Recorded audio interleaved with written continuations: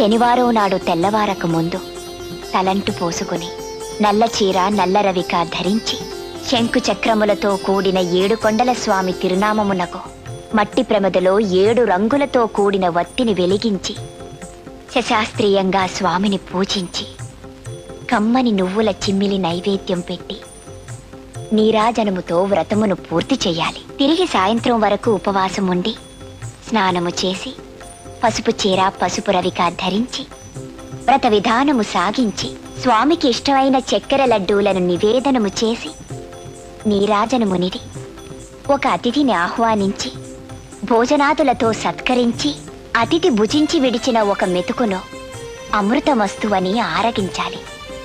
అప్పటికి ఆనాటి శనివార వ్రతం పూర్తవుతుంది. ఈ విధంగా 7 శనివారములు వ్రతమును చేసినచో ఉద్దేశించిన సత్ఫలమును పొందగలరు.